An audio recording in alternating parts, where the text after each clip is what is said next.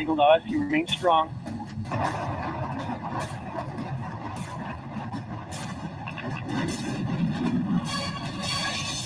Touchdown confirmed. We're safe on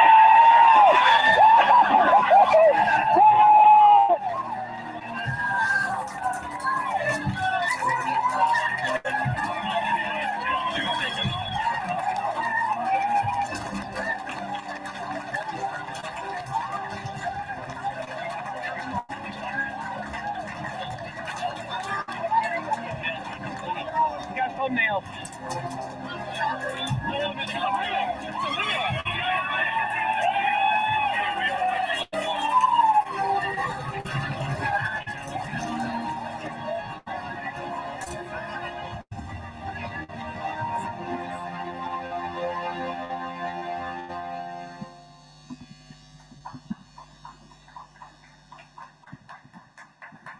Now, I have no idea how many times I've seen that video in the last 10 years, but I think everyone remembers that heart-stopping few minutes right before the Curiosity rover landed on Mars.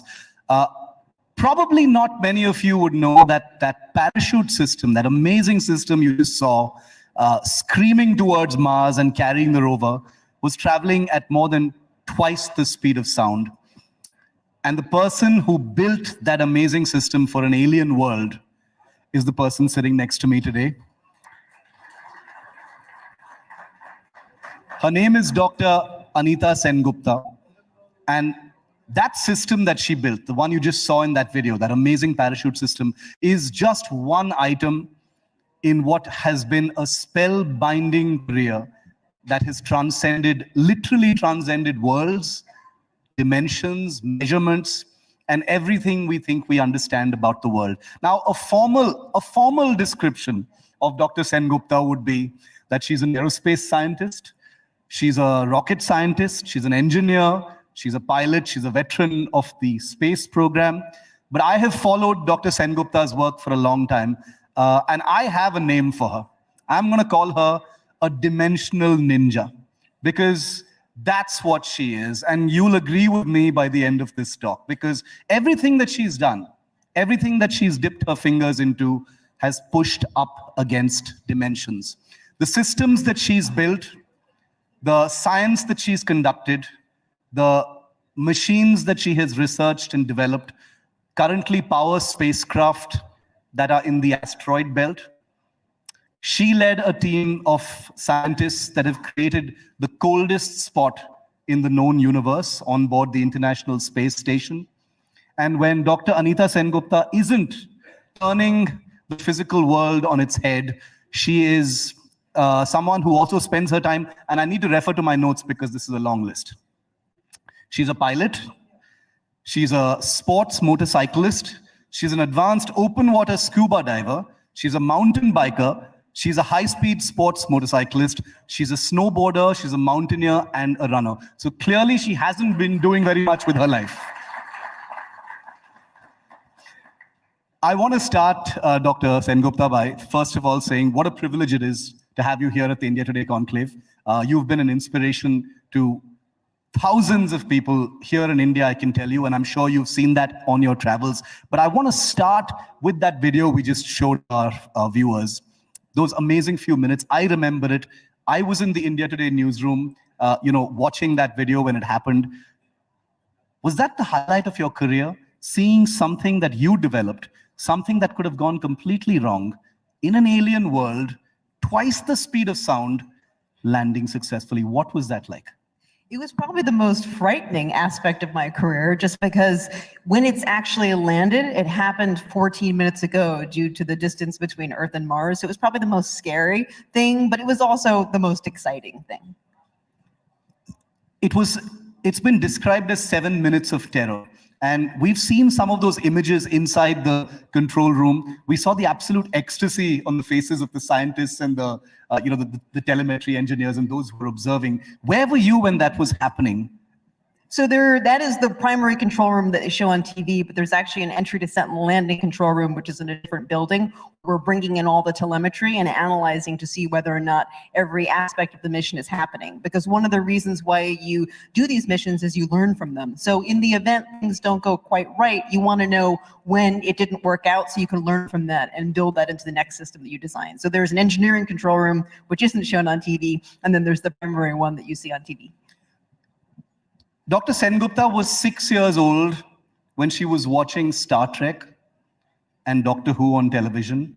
And I read somewhere that there was one magic moment when you were 6 years old, and everything that you've ever done since then followed from that one moment. Tell us about that. Was it really you watching Star Trek, being inspired by it and deciding, that's all I want to do now? Well, so my father was a PhD mechanical engineer. He actually went to IIT Bombay, and so I used to watch reruns of Star Trek with my dad. So I always was fascinated by space exploration and the potential for alien worlds. So I really did always know that I wanted to do that. It was more a question, do I become an engineer like my dad, or do I become an astrophysicist? And I went the engineering route. Dr. Sengupta actually had the honor, and William Shatner also had the honor of meeting Dr. Sengupta. We've got some images that we're going to put on that screen for you, where you actually got to meet him, Captain Kirk from Star Trek himself. There's that picture where she's meeting, the guy who played Captain Kirk for his show, I Don't Understand, where she was talking about, many of these things. And he actually asked you a really, really great question that I think most of us would want to know. Why do we want to go to Mars? Why is there such a big effort to want to go to Mars? So I think it's in the nature of humanity to explore, and in the past people would explore by going to different continents, exploring under the ocean, and now the next phase of exploration is exploring space. And it's also natural for us to want to expand as a species, and so one of the easiest places for us to get to and actually set up a colony is on the surface of Mars, just because that's only one planet out from us. So I think it's just in the nature of humanity to explore and push the envelope. You spent 16 years at NASA. Leading some of the most cutting-edge research projects. The systems you've built, aren't just on paper or in the realms of research on a lab. They're out there, literally in our solar system, being proven. The asteroid belt, on Mars, and elsewhere. In your 16 years and beyond, Dr. Sengupta, have you ever come close? Have there been moments in your work, in your research, when you've come close to getting a sense that there's going to be a breakthrough to that eternal question, are we alone in the universe?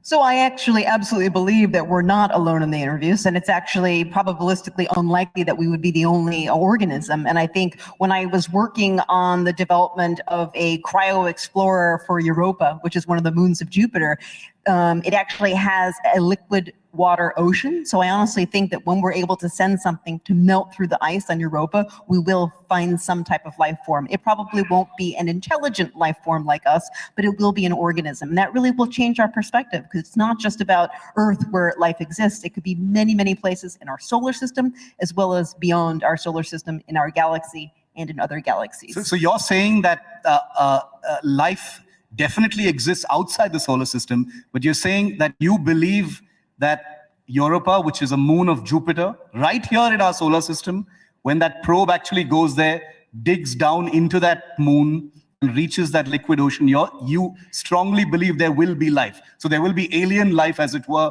in our solar system. I think it's quite likely. And for example, one of the moons of Saturn, Enceladus, there's plumes that erupt from the surface of the moon, and we already know that there's organic material in those plumes because of the Cassini spacecraft. So just from a probabilistic perspective, it is very likely that we'll find organic aggregates and potentially, let's say, some sort of single-celled organism in those oceans.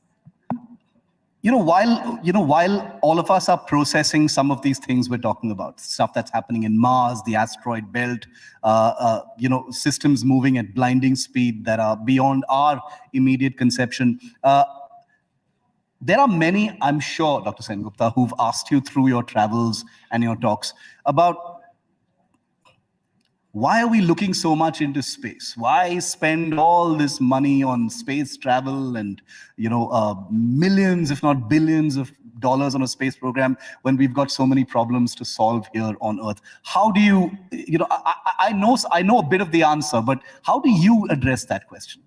So it is a really important discussion. It's an important debate to have. But when you develop new technology, when you do fundamental research, you never know what it's going to lead to in the future, but you still do it. And some examples of that would be the laser. People said 50 years ago, what is a laser going to be used for? It's used for everything, from medical devices to laser pointers to manufacturing. And when you look at the space program, the number of technologies that have been created that have made our world a better place when it comes to energy technologies like fuel cells, like solar arrays, when it comes to energy storage technologies like batteries, it actually improves the quality of our life here on Earth, and it translates to economic development, economic gain, which ultimately creates a better society for us. And I think the other really important one is that it actually motivates young people to become scientists and engineers. So me, I never would have been a scientist and engineer without the space program. And so with that motivation comes in a tremendous return on investment from the space program. We've got some nice imagery from Dr. Sengupta's work,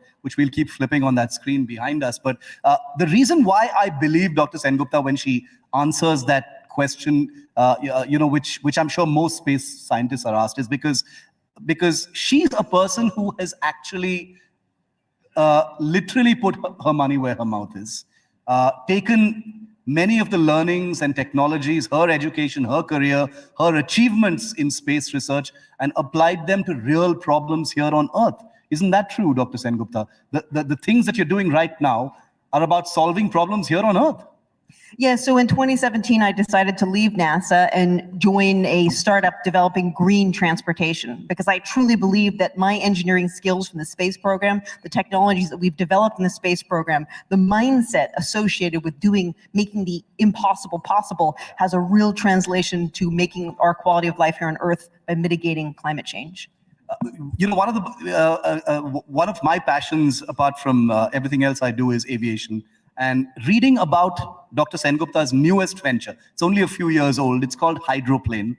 And we've got a picture of an aircraft that I'm going to put up on that screen for you in just a moment. There it is.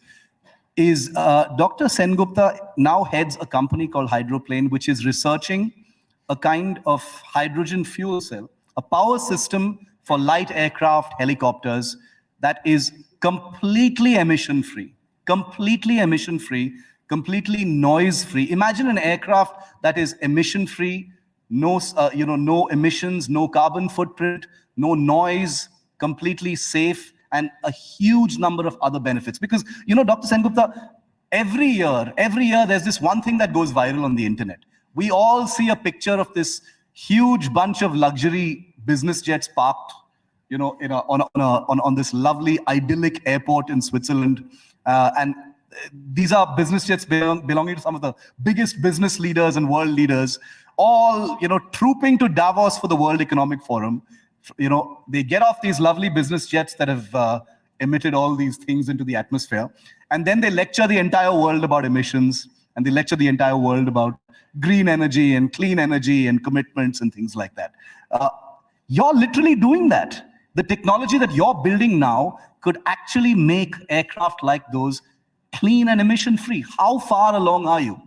So yes, and this comes back to a prior question, which is hydrogen fuel cell technology was originally developed for the space program. It was developed for the Apollo mission. It was developed for the space shuttle. It's a really efficient form of energy storage. So the company is 3 years old. I founded it 3 years ago, and we're going to have our first flight this year. And this technology not only supports small aircraft and helicopters, it also supports vehicles which currently are operating on diesel, like trucks, transit buses, and rail. So it has the ability to decarbonize multiple forms of ground transport with electrification, with green hydrogen. Because this is something that I would say India desperately needs. The ability to plug green, clean, emission-free energy into as many places as possible, transportation, aviation, sources of energy for the country as well. Is that something you're looking at specifically, how India can plug into this entire project? Definitely. So I think India is on the verge of an energy revolution and energy evolution. And I think instead of going the battery route, I think the government and the people here want to go the green hydrogen route. So if India can become a producer of green hydrogen, if India can become a manufacturer or developer of hydrogen fuel cell technology, not only can it decarbonize India's own carbon footprint and transportation network, it can also sell it to the larger Asian community and the larger global community. So now is the time for this technology, and it has the ability to take off. Paint us a specific picture, Dr. Sengupta, of how India would be able to benefit from from fuel cell technology and green energy technology in specific areas that are achievable in the near term. Because for too long, green energy has seemed like a faraway castle to most of us. But the research you're doing in this technology means that the aircraft that she has, the system that she's built, and we have a picture of that aircraft, is going to fly this year, which means it's real. You can touch it. You're going to see it fly this year itself. There's the aircraft. That's our aircraft. So I actually flew this aircraft myself from Texas to Los Angeles, where we're based. Then we ripped out the internal combustion engine from it, which is piston driven. And we're now building it up with a hydrogen fuel cell power plant that we've developed ourselves. But it doesn't just have to be aircraft. We can also put it into a very polluting diesel truck, as well as a transit bus, which is currently carrying a diesel system. So it allows you to be much more efficient in terms of how much fuel you have to use. And you only put out liquid water in terms of what's coming out of the fuel cell. Just imagine that it's already going to fly. That's how near it is. That's how achievable it is. It's not a research project. It's actually going to fly. And are you going to be the one flying it when it makes that first flight with the hydrogen fuel cell? I probably won't do the first flight because my investors wouldn't like that, but I probably will do the second or the third flight. But I am a commercial pilot, so I am able to fly it and fly people for hire. So maybe that'll be part of an operational business in future. And once this technology gets proven, we're talking about small aircraft, small helicopters, possibly big drones as well. I can see a lot of military applications for this kind of thing. Could this be scaled? And I'm asking because not many of us understand how this technology works, but could this at some point be scaled towards civil aviation, passenger flights, the flights people like us take? Absolutely. So we're only starting small because when you look at the certification of new technology, it's able to get the product on the market sooner if you start with a smaller system. So this is a 200 kilowatt, 270 horsepower system, right? But it's modular, so you can go up to 500 kilowatts, up to a megawatt. So you can support twin turboprop aircraft soon, just not tomorrow, because it takes a few years to get certified. But from an MVP perspective, you want to get a fast go-to-market strategy, hence the initial smaller application. But the other application is marine. So marine is another big polluter. Perfect solution for hydrogen fuel cell technology. So civil aviation, and I want to talk about that because that is something that affects our lives. How would it change things? Just take, for example, any flight. Any a Boeing or an Airbus aircraft fitted with this kind of technology instead of the aviation jet fuel technology or the engine that it currently uses, what would be the difference? What would be the benefits? Would there be cost savings? Would tickets become cheaper?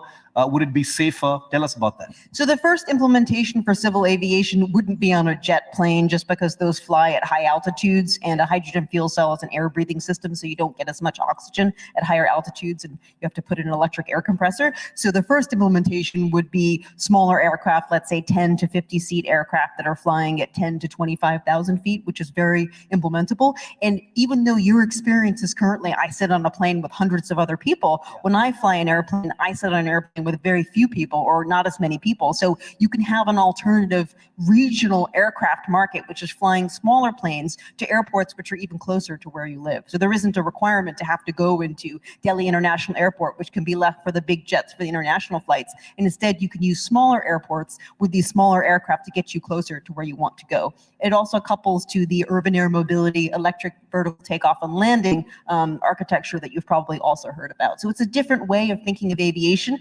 but the fuel costs will be less because it's an efficient system. Your carbon footprint will be zero because it puts out water. And ultimately, as the consumer, the cost of using the system will be equivalent or less to what you're currently paying. So huge benefits without any real change. Okay. Dr. Sengupta, you weren't born in India, but you do travel to India quite a bit.